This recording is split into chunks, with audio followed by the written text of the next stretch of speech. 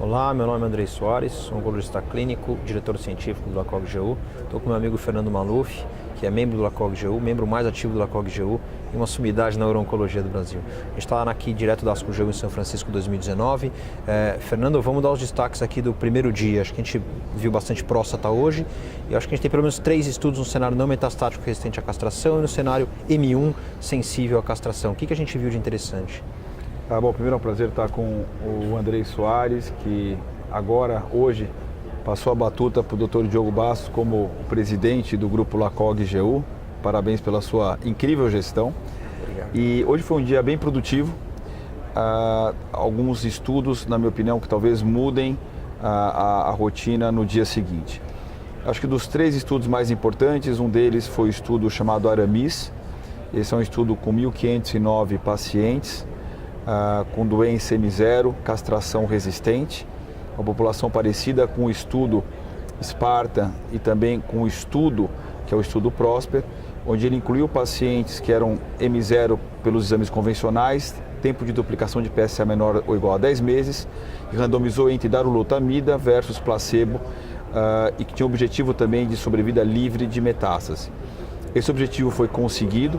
A sobrevida livre de metástase foi de 40 meses versus 18 no braço do placebo, uma redução do risco de metástase ou morte da ordem aqui de 59%. Então, bastante significativo. Esse é um estudo bastante interessante porque ele tem um desenho muito semelhante aos outros. A maior parte da população, aí 70%, agora 75%, 80% nos estudos com o doubling time menor do que 6 meses, né? A população bastante realmente com risco de doença metastática, até possivelmente outros exames. Agora houve uma certa diferença no hazard ratio, né? Não foi tão numericamente muito parecido, um hazard ratio algo menor.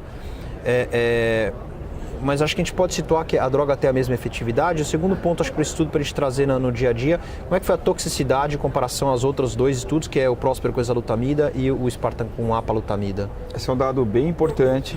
A toxicidade foi basicamente a mesma do que o placebo, mesmo em termos de fadiga, sintomas neurológicos, quedas e fraturas, o que coloca essa droga como uma clara opção nesse cenário. Outro dado importante, a sobrevida foi do braço do placebo reduzida em 29% frente ao tratamento com darolutamida.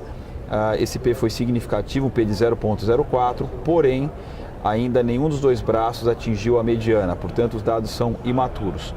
E outros parâmetros como tempo para um evento esquelético, tempo para progressão sintomática, PSA, tempo para progressão de PSA, e também tempo para início do próximo tratamento antineoplásico foram melhores no braço experimental. Portanto, eu acho que hoje nesse cenário nós temos 3 opções.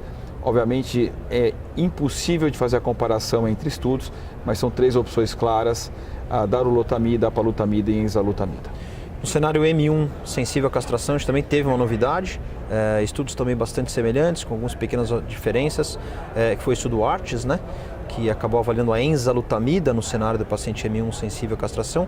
Fala um pouquinho do estudo, os detalhes, quer dizer, aí parece que já tinha paciente que recebeu docetaxel também, uma pequena fração de pacientes. O que a gente pode esperar aí da enzalutamida nesse cenário que a gente já tinha a abiraterona no estudo Latitude mostrando esse grande benefício e, claro, quimioterapia com o Charted?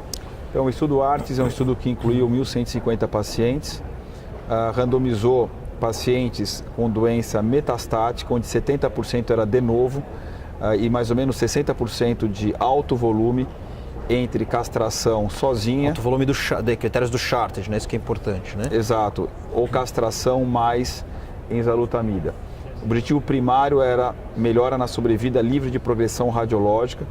Esse benefício foi atingido com P altamente significativo em favor de enzalutamida mais castração frente à castração.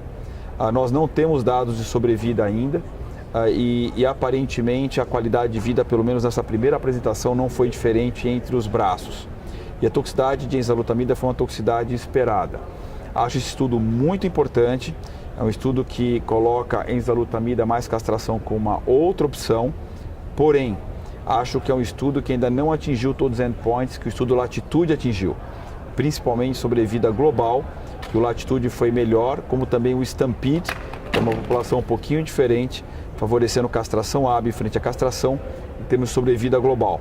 Acho que esse dado ainda é muito importante e eu gostaria ainda de esperar os dados sobre vida global no estudo ARTES para catalogar, para colocar como uma outra opção padrão para esse grupo de pacientes enzalutamida e castração, além do que existe hoje de castração abiraterona ou castração e quimioterapia. É muito interessante porque, assim, numericamente ele foi bastante impressionante nos dados que saíram realmente, né? Quer dizer, a redução dos riscos de progressão radiográfica, PSA, resposta objetiva, eles foram realmente muito maiores até do que a gente comparar com os dados do Latitude. O hazard ratio foi de 0,61 frente à castração enzalutamida frente à castração, o que é bastante interessante, mas outra vez, eu acho que são dados ainda que precisam ser maturados. Acho que esse é o ponto, né? Porque assim, muito evento pode acontecer e mudar. Eu acho que esse é o grande ponto e a sobrevida global, de qualquer maneira, é extremamente impactante, a gente precisa esperar o dado. E infelizmente nesse estudo ele é um endpoint secundário, o que a gente gostaria que fosse desenhado para primário.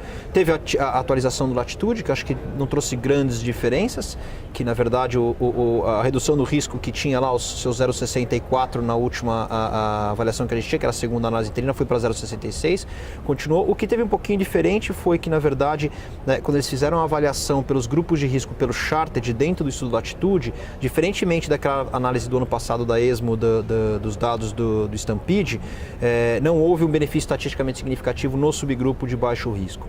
E se a gente resgatar no estudo ARTES, para esses pacientes houve benefício nas duas populações, mas mais uma vez, a gente está falando de sobrevida global no estudo Latitude e sobrevida e progressão radiográfica no estudo com exalutamida do ARTES. Então acho que a gente tem que esperar e o padrão ainda fica, acho que, a abiraterona, né?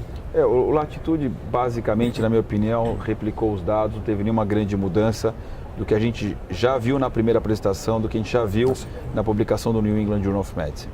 O que mais, Fernando? Algum destaque rápido de outros estudos interessantes? A radioterapia, eventualmente o denosumab em relação ao uso de eventos ósseos? Acho que tem 4 trabalhos, eu vou citar rapidamente. Um estudo que a Pan Sharma apresentou de ipilimumab mais nivolumab, só que eram doses invertidas do que as doses feitas no câncer de rim, em pacientes que haviam sido expostos à quimioterapia ou algum inibidor ou antagonista do receptor de andrógeno de última geração, mostrando taxa de respostas de 20% pós-falha hormônio de última geração ou 10% de quimioterapia dessa combinação. A minha impressão é que isso não é nada incrível, mostrando obviamente que vai ter um nicho de pacientes, talvez baseado no TMB, baseado no PDL, que respondam mais, mas que obviamente para a população não selecionada, não acho que o inibidor de PD1 ou PDL1 é um home run para câncer de próstata. Tem um segundo estudo que foi apresentado pelo Evan New, com 41 pacientes, avaliando a combinação de pembrolizumab, outra vez uma população não selecionada, com uma resposta de 7%. E interessante que a companhia vai levar agora um estudo de fase 3 baseado nesses dados. Acho curioso, acho interessante, mas os resultados, na minha opinião, não são impressionantes.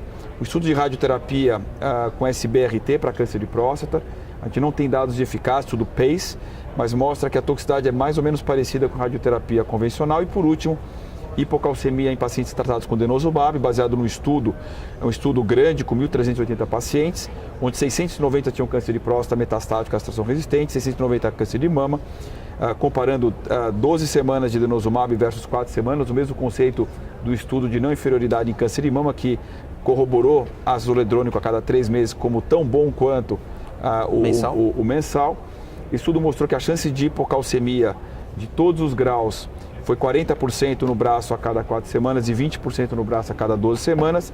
Hipocalcemia severa da ordem de mais ou menos 1 a 2%, ou seja, bastante tranquilo e talvez até um pouco menor do que ácido zoledrônico. O que é importante só colocar que ainda realmente o desfecho primário, que é a não inferioridade, 3 semanas versus de 3 meses versus mensal, ainda a gente não tem. Quer dizer, acho que talvez isso ainda não seja uma prática que a gente possa chegar lá no consultório daqui a alguns poucos dias e já mudar como uma prática padrão para todos os pacientes, né? Acho que talvez isso a gente tem que colocar.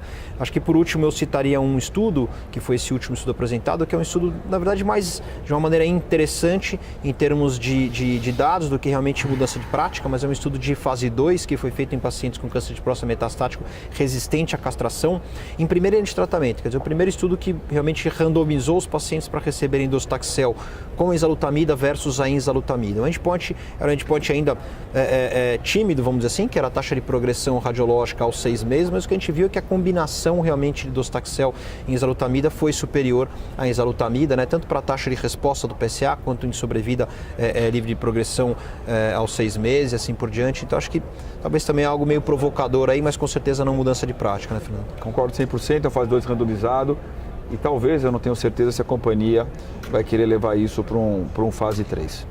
Mas outra vez, um dia muito bom, um dia importante, acho que um dia de novos conceitos, mudança ou consolidação de alguns padrões e a gente espera que a gente tenha amanhã um dia tão produtivo quanto hoje. Com certeza. Obrigado pela discussão, Fernando.